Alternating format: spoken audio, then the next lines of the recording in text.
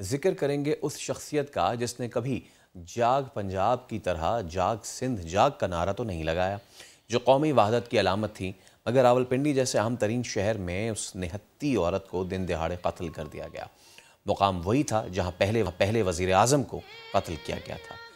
فرق صرف ایک تھا، پہلے وزیر اعظم کو لیاقت باغ کے اندر، جبکہ خاتون وزیر اعظم کو لیاقت باغ کے باہر قتل کیا گیا۔ مگر 14 برس بیت چکے ہیں، قاتل آج تک پکڑے نہیں جا سکے۔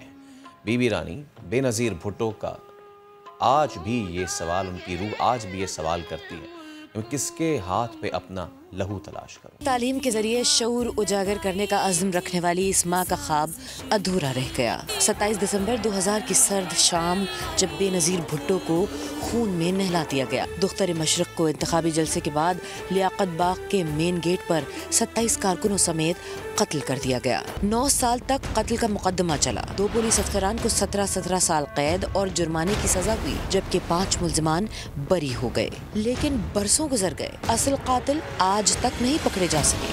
ایک زرداری نمبر بھاری، آصف علی زرداری ہوں یا بلاول زرداری، کسی نے بھی قاتلوں کی گرفتاری یا انہیں بے نقاب کرنے کی کوشش نہیں کی۔ 27 دسمبر 2007 کو 1 سیکنڈ میں 3 گولیاں کہاں سے چلیں، کس نے چلائیں، کار کے چاروں ٹائر کیسے پھٹے، بے نظیر بھٹو کا دوپٹہ کہاں گیا، بے نظیر بھٹو کے آخری 18 گھنٹے کے دوران کیا کچھ ہوا، پیپلز پارٹی کے کون کون سے رہنما کہاں تھے، مشرق کی بیٹی کے قاتلوں کا تعین کب ہوگا، لیاقت باغ کے اندر اور باہر کے حقائق کب بے نقاب ہوں گے۔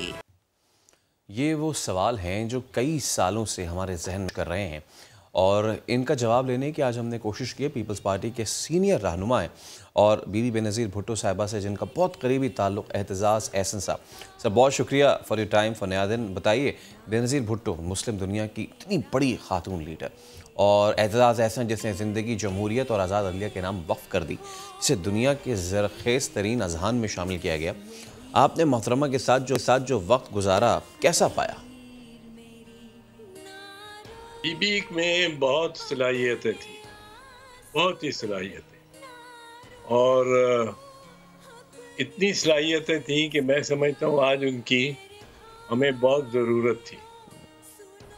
وہ کنسنسس بلڈر تھی سب سے پہلے تو۔ ان کے لیے بڑا نیچرل تھا کہ یہ کوشش کرنا کہ آپس میں کوئی ایسے میٹنگ پوائنٹ 8-9 جماعتوں میں بھی آ جائے، بن جائے، جس طرح انہوں نے MRD بنا لی تھی 1981 میں، اور وہ ایک لیڈ رول اس میں بھی انہوں نے پلے کیا تھا۔ پھر PDM بنی، کبھی ایک اتحاد بنا، دوسرا بنا، ہر مرتبہ اتحاد کو منسوب تو اور زیادہ اس کا کریڈٹ تو دے دیا جاتا تھا، اور کسی حد تک درست ان کا بہت ہاتھ ہوتا تھا نوابزادہ نصر اللہ صاحب کو، مرحوم کو، لیکن جو بی بی شہید نے جتنا اس کے لیے کام کیا ہوتا تھا، اتنی محنت اور اتنی اس پہ مغز ماری کسی نے کی نہیں ہوتی تھی۔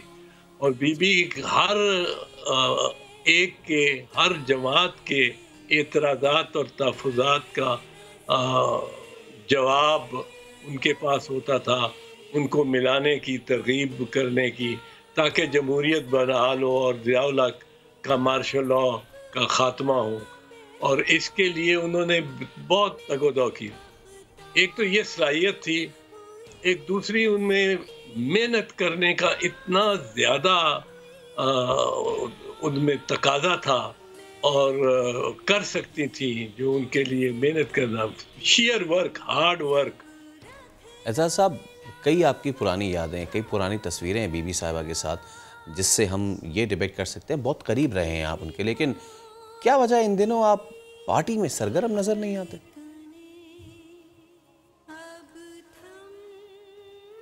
نہیں، میں بالکل سرگرم ہوں، اور یہ کووڈ کی وجہ سے I am now 76 years old اور going on to 77، تو مجھے ذرا تھوڑا سا استثناء میں نے لیا ہوا ہے کہ جلسے اور جلوسوں سے ذرا پرہیز کا۔ مجھے ڈاکٹرز نے بھی یہ کہا ہے، ایک کنڈیشن ہے جس کو پتہ نہیں کہتے ہیں کووڈ کی زبان میں کولیٹرل کنڈیشن، کہ جو کہ کووڈ جس کو کی وجہ سے زیادہ نقصان کر سکتا ہے انسان کا. تو میں اس لیے ہوں، ورنہ میں اگر مثال کے طور پہ وہ سی کی میٹنگ یا کوئی ایسی میٹنگ جس میں ضروری سمجھا جاتا ہو، میں سمجھوں یا چیئرمین بلاول یا صدر زرداری سمجھیں، تو وہ زوم پہ ہم میٹنگز کر لیتے ہیں. اور اس وجہ سے، ورنہ میری کوئی اس میں سے یہ نہ سمجھا جائے کہ میرا کوئی پیپلز پارٹی سے خدا نہ خواستہ کوئی دوری پیدا ہو گئی ہے نہ کچھ. میں سمجھتا ہوں کہ جس قسم کی تربیت وہ کر کے گئی ہیں اپنے بچوں کی، وہ وقت آنے پہ، اور میرا خیال ہے کہ چیئرمین بلاول کا تو وقت میرے خیال میں وہ ایسی بڑے عہدے کسی کو سنبھالنے کا وقت آ رہا ہے. کیونکہ دوسری طرف تو بالکل ہی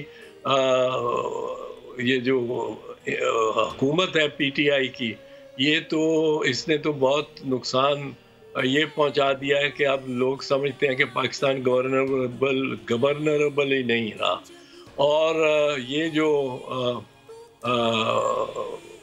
باقی مسلم لیگ نواز میں تو آپ دیکھیں، حیرت ہوتی ہے، ایک اتنی بڑی جماعت، اور ہر دستاویز جو پیش کرتے ہیں، ہر ویڈیو جو پیش کرتے ہیں، اس میں کوئی نہ کوئی جھٹلائی ہوئی بات اور ہے. چاہے وہ خط ہو قطری کا شہزادے کا، چاہے وہ کلیبری فونٹ والا خط ہو، وہ یہ ہے وہ دستاویزات جناب اسپیکر جن کے ذریعے میرے اثاثوں کا تعین کیا جا سکتا ہے، اور ایک کاغذ بھی نہیں دیا آج تک، بس یہ اشارہ ہاتھ سے کر کے یہ ہیں وہ دستاویزات. اور چاہے وہ یہ اب ارشد ملک، جج ارشد ملک کی ویڈیو ہو، وہ بھی جعلی تھی، ورنہ انہوں نے اس کو، میں تو کہتا تھا اس کو پیش کریں عدالت میں پیش کر کے آپ میاں نواز شریف کو باہر لے کے آئیں، بری کرائیں، جلدی سے جلدی بری کرائیں. اگر وہ جعلی نہیں ہے تو یہ ثابت بھی وہ لگتا ہے کہ وہ بھی جعلی نکلی. اب جو شمیم رانا کا نکلا ہے، جج شمیم رانا کا، وہ تو بالکل، اور اس سے بھی بھونڈا انداز اپنایا ہے مس لیڈ کرنے کا اور غلط بیانی کا، کہ وہ اس کی تو اب پتہ لگ رہا ہے کہ اس کی ساری وہ جو ایفیڈیوٹ ہے وہ اس کی تصدیق ہی، اور اس کا سارا عمل درآمد، اس کے بنانے کا عمل جو سارا تھا، اس کے مسودے کا وہ سارا کام ہوا ہے میاں نواز شریف کی موجودگی میں اور میاں نواز شریف کے اپنے دفتر میں. اور یہ اس سے اتنا ڈسٹنس پیدا کر رہے تھے کہ یہ ایک جج بالکل غیر جانبدار وہ نکل آیا ہے. اور چیف جسٹس ثاقب نثار کی آڈیو ٹیپ آ گئی ہے، وہ آڈیو ٹیپ بھی جعلی نظر آئی بالکل، کیونکہ اس میں بھی کاٹ جھاٹ نہیں، اس میں بھی کاٹا وبا نہیں، اس میں بھی کاٹ جوڑ کے کٹ اینڈ پیسٹ جابز کی ہوئی، کسی تقریر سے ایک لفظ اٹھا کے، کسی تقریر سے دو چار اور لفظ اٹھا کے، وہ اصطلاحات ہی اٹھا کے، وہ ان کو یوں جوڑ کے اور وہ کیا ہوا. تو یہ تو ان کا تو سمجھ نہیں آتی. یہ کہتے ہیں کہ ایک پائی کی رشوت میرے نام سے نکال دو، جو چھوٹے بھائی ہیں، تو میں یہ کر دوں گا، وہ کر دوں گا. وہ اتنی ٹیٹیاں نکل رہی ہیں ٹیلی گرافک ٹرانسفر، کہ مجھے تو حیرت ہوتی ہے کہ یہ کس طرح کہہ سکتے ہیں. یہ پھر یہ بی بی صاحبہ نے تو دکھایا، یہ جو مریم بی بی نے جو جس انداز سے وہ جج ارشد ملک کی ٹیپ دکھائی، آج تک کسی اور کوئی کہیں اور دکھائی نہیں. اور پھر کہا کہ میرے پاس اور بھی بہت ساری ٹیپس ہیں، میرے سے بچ کے رہنا، کوئی شرارت کرنے کی کوشش نہ کرے. وہ کس کے خلاف ٹیپس ہیں؟ وہ کون سی ٹیپس ہیں؟ کیا ان میں سے ایک ٹیپ یہ تو نہیں جو جعلی tape chief justice Saqib Nisar کی نکال دی ہے آپ نے؟ تو ادھر بھی دیکھیں، یہ کوئی قوم اس طرح تو نہیں ایکسیپٹ کرے گی. پھر میاں صاحب خود بھاگ گئے. اب ان میں ایک، اگر میں تو دیکھتا ہوں شائستہ زبان اور ان کے نسبتاً بہت زیادہ شائستہ بھی اور بلحاظ عمر احترام کرنے والا بھی وہ لگتا تو چیئرمین بلاول بھٹو زرداری ہی ہے. اب اگر کچھ لوگ کہتے ہیں جی اس کی عمر بہت کم ہے، میں نے کہا عمر تو بی بی کی کتنی تھی جب وہ پرائم منسٹر بنی تھی، اور کتنا اس کو لوگ یاد کرتے ہیں اور کتنا. اچھا اعتزاز صاحب، حکومتی حلقے تو کہتے ہیں کہ نواز شریف کی سزا اور نااہلی ختم کرنے کے راستے تلاش کیے جا رہے ہیں، ممکن ہے ایسا؟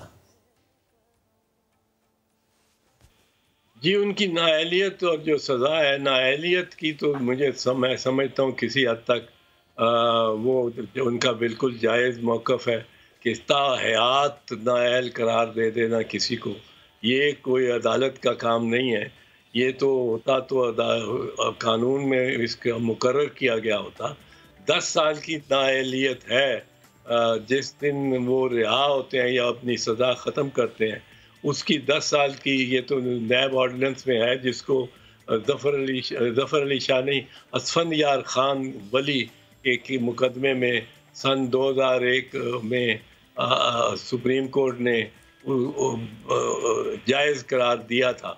تو 10 سال کے لیے تو ان کو میرا خیال ہے ہو سکتے ہیں، اور جب سزا کاٹ کے نکلیں اس کے بعد 10 سال کے لیے. لیکن تا حیات جو نااہلی ہے یہ تو ممکن نہیں ہے.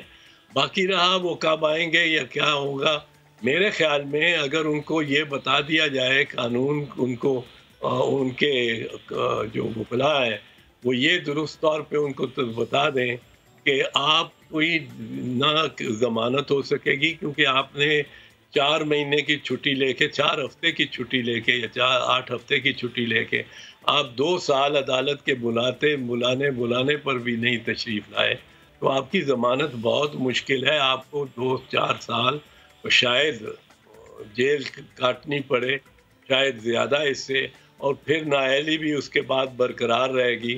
یہ اگر ان کو علم ہو جائے کہ یہ قانون کے مطابق اور تقاضا ہی ہوگا تو میرا نہیں خیال وہ تشریف لائیں گے واپس. اچھا اعتزاز صاحب یہ بتائیں، بے نظیر کی پیپلز پارٹی اور آصف زرداری کی پیپلز پارٹی میں کیا فرق ہے؟ بی بی کی جو پیپلز پارٹی تھی وہ اس میں اور اس میں فرق اگر سمجھو کوئی تھا تو مینجمنٹ کا فرق تھا. بی بی کی مینجمنٹ اور قسم کی تھی. بی بی کا تعلق اور واسطہ ہر ورکر کے ساتھ ڈائریکٹلی تھا، جو آصف صاحب اس طرح قدر نہیں رکھ سکے. خاص بالخصوص جب وہ صدر پاکستان بن گئے، انہوں نے وہ صدر کے عہدے سے آپٹ کر کے پیپلز پارٹی کو مستحکم کرنے کی کوشش تو کی، پر صدر کا عہدہ پھر ایک نیوٹرل عہدہ ہوتا ہے اور وہ اتنا نہیں کر سکتے. پھر سپریم کورٹ کی بڑی کڑی نگاہ اور نظر رہی ہماری حکومت میں. آصف زرداری صدر پہ بھی وہ میمو گیٹ آپ کو یاد ہے لے آئے، کبھی کچھ لے آئے، کبھی اپوائنٹمنٹس کا قضیہ لے آئے. وہ سپریم کورٹ میں خاص کر افتخار محمد چودھری صاحب چیف جسٹس آف پاکستان، جنہیں ہم نے ہی بحال کروایا تھا، پر وہ بہت سارے انہوں نے مخمصوں میں ڈالے رکھا. تو پارٹی کو اتنی اٹینشن نہیں دے سکے آصف زرداری صاحب. پر بی بی نے بہت، بی بی لندن میں بیٹھی ہوتی تھی، جلا وطن تھی جب، یا دبئی میں بیٹھی ہوتی تھی، وہاں سے کوئی اگر کوئی چھوٹی سی خبر کسی معاملے پہ پڑھ لیتی تھی. اور پاکستانی پریس میں اس وقت تو یہ میڈیا نہیں ہوتا تھا 24/7، اخباری جنگ یا نوائے وقت یا دوسرے نیشن، یہ اخبار جب آتے تھے لندن میں یا دبئی میں، ان کے پاس میں چھوٹی سی خبر بھی پڑھ لیتی تھی پشاور کی یا نوشہرہ کی، تو شی نیو ایگزیکٹلی کہ کس ورکر سے میں نے ابھی بات کرنی ہے. اور وہ کہتی تھی نائب فوراً ملاؤ، دفتر فوراً ملاؤ، جو اس وقت ان کے قریب تر تھے، اور فوراً ملاؤ، اور اس سے بات کرتی تھی، اس سے حال لیتی تھی، اس سے پوچھتی تھی، اس پہ پھر احکامات جاری کرتی تھی. مجھے فون آ جائے گا مثال کے طور پہ کہ اس ورکر کا گھر گرا رہے ہیں، پلیز آپ اس کو اسٹے لینے کی اس کے لیے کوشش کریں. تو یہ ان کا ڈائریکٹ تھا، جو ڈائریکٹ رشتہ اور رابطہ آصف زرداری صاحب نہیں قائم رکھ سکے ہر ورکر کے ساتھ. اور وہ ان کا اور رول ہی بدل گیا، تبدیل ہو گیا جب یہ صدر ہو گئے. تو اس کی وجہ سے ان کو سیاست سے کچھ علیحدہ ذرا گریز کرنا پڑ گیا، اور خاص کر جیسے میں نے کہا جب سپریم کورٹ نے ان پہ کڑی نگاہ اس پہ رکھی اور یہ فیصلہ ہی دے دیا، عمر عطا بندیال صاحب نے فیصلہ دے دیا کہ صدر صاحب یہ نہیں کہ یہ کچھ نہیں کر سکتے، تو وہ پارٹی سے ذرا ایک خلیج آ گئی. اور بی بی کے وقت میں وہ پارٹی یوں تھی ان کی ہتھیلی پر جس طرح لکیریں ہیں، اور وہ ہر ایک کو یوں دیکھ کر اور جانتی تھی کیا کرنا ہے اور کیا ہونا ہے. اچھا اعزاز صاحب، محترمہ بے نظیر بھٹو کے قتل نے پاکستان کی سیاست کو ایک نئے رخ پہ ڈالا. کیا آپ اب کی گئی تحقیقات سے مطمئن ہیں، اور کیا اس واقعے کے تمام کردار بے نقاب ہو چکے ہیں یا کچھ اب بھی پردے کے پیچھے؟ دیکھیے میں یہ تو نہیں جانتا ہوں کہ سارے کردار بے نقاب ہو گئے ہیں اور کتنی یہ لمبی یا گہری سازش اور کہاں تک اس کے تانے بانے ملتے تھے، پر ایک دو چیزیں تو بڑی واضح ہیں. میں آپ کو ایک چیز عرض کروں. آپ اس کو دیکھیں کہ جب کارساز 18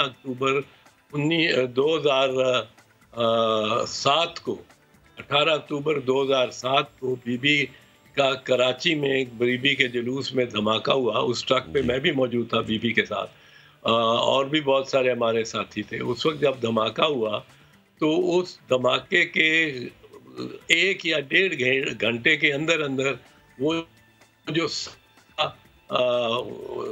جائے وقوع تھی جہاں 180 شہیدوں کی لاشیں پڑی ہوئی تھیں، جسد خاکی پڑے ہوئے تھے، 180 کے قریب شہادتیں ہوئی تھیں، وہاں سے 1.5 گھنٹے کے اندر ڈیڈ باڈیز بھی اٹھا کے، اور وہ جو ہوز ہوتا ہے، پاور ہوز، جو فائر آگ بجھانے والے ٹرکوں پہ اور ان پہ ہوتا ہے، ٹینکرز میں، جو جتنی دور، کوئی 100 گز دور بڑی تیز دھار کے ساتھ وہ پانی کی اتنی خاصی موٹی ایک ویو بھیجتے ہیں، پچکار بھیجتے ہیں، وہ پاور ہوزز کے ساتھ وہ سارا صاف کیا جا رہا ہے. بالکل. اب یہی نہیں، اب یہ دیکھیں کہ جب 27 دسمبر آج کے روز 2007 بی بی کی شہادت ہوئی اور 20-22 لوگ ان کے ساتھ شہید ہوئے، اور وہ 22 لوگ جو شہید ہوئے ان کی بھی لاشیں اسی طرح بکھری ہوئی تھیں. وہاں سے بھی ایک دم لاشیں اٹھائی گئیں اور 1.5 گھنٹے کے اندر اس کو بھی واش کر دیا گیا. سب سے پہلی کنسرن تھی، بجائے اس کو کہ آپ بند کر کے اور پولیس کی ٹیپ لگا کے ہر طرف سے لگا کے اور کسی کو اندر داخل نہ ہونے دیں، کہتے تھے کہ جی لاشوں پہ وہ صبح انہوں نے چیلوں نے آ جانا تھا. چیلوں نے کس طرح آ جانا تھا؟ پولیس کھڑی ہو ڈنڈے لے کے اور چیلیں آ جائیں، یہ تو نہیں. اس کو صاف شیشے کی طرح صاف کیا گیا. اب اس کے پیچھے کیا حکمت عملی ہو سکتی ہے؟ میں آپ سے گزارش کروں گا کہ اس کے پیچھے جو حکمت عملی بظاہر نظر آتی ہے وہ جنرل پرویز مشرف کی ایک کتاب تھی، ان دی لائن آف فائر، اردو کا جس میں ترجمہ تھا پاکستان سب سے پہلے پاکستان. اس کے صفحہ انگریزی والے ایڈیشن میں، صفحہ اردو کا مجھے یاد معلوم نہیں کون سا پیج ہوگا، پر 248 اور 249 پہ پرویز مشرف صاحب لکھتے ہیں کہ ان پہ 2003 یعنی 4 سال پہلے جھنڈا چیچی کے مقام پر راول پنڈی GHQ کے سامنے ان پہ حملہ ہوا تھا، اور وہ بڑا خونی حملہ تھا. 22 لوگ شہید ہوئے، سپاہی بہت سارے تھے، اور بہرحال پرویز مشرف کو اللہ تعالیٰ نے بچا کے رکھا، وہ بچ گئے، اور ان کی گاڑی بہت خراب ہوئی، پر بام پروف گاڑی تھی، اور آپ پہنچ گئے واپس. اب آپ اپنی کتاب میں 2003 کے بارے میں کیا لکھتے ہیں وہ ذرا پڑھیں اور پھر ادھر دیکھیں. 2003 کے بارے میں وہ بڑی تعریف کرتے ہیں جنرل کیانی کی، بہت تعریف، کہتے ہیں انہوں نے کمال وہ کی انویسٹیگیشن، تفتیش. پہلے تو انہوں نے اس دائرے میں محفوظ رکھا ہر چیز کو، جیسے کی تیسے پڑی تھی جو دائرہ وقوعے کا تھا، اور اس میں خون یا لاشیں صرف اٹھائی گئیں دفنانے کے لیے، باقی اس کو محفوظ رکھا، اور ایک ایک ذرے کو دیکھتے گئے بالآخر وہ کہتے ہیں ان کو ایک چپ مل گیا ٹیلی فون. وہ چپ تھا جب ہم نے لگایا فون میں تو وہ چل پڑا، اور وہ تھا سوئسائڈ بامبر کا. 2 بام اٹیک ہوئے تھے اس وقت، ایک سوئسائڈ بامبر کا چپ ان کو مل گیا اور فون پہ لگا لیا. دنیا بھر میں تفتیش کے یہ 100% خلاف ہے کہ جائے وقوع کو آپ ایک دم دھو دیں. کبھی دھوتے ہی نہیں، 10-20 دن نہیں دھوتے. جو جائے وقوع جس کا ذکر جنرل مشرف نے کیا جنرل کیانی کے حوالے سے، اس کو کوئی 8 دن کوئی ٹریفک نہیں چلنے دی، کوئی کسی کو قریب نہیں آنے دیا. سیل وہ خود لکھتے ہیں، پرویز مشرف صاحب خود لکھتے ہیں. اب ان کو یہ احساس تھا کہ یہ کس طرح اس کا پتہ لگایا جا سکتا ہے، جو کامیابی کا وہ سہرا جنرل کیانی پہ 2003 کے بلاسٹ پہ بٹھاتے ہیں، وہ کامیابی کہیں 2007 میں بھی پھر نہ ہو جائے. ایک شخص کو تو اندازہ اس کا تھا، یا ان کے ساتھ 2 4 5 10 اور ہوں گے جو ان کے معتمد ہوں گے. بہت شکریہ اعتزاز احسن صاحب، ہمارے ساتھ موجود تھے. بڑی اہم کچھ نقطے آپ نے اٹھائے.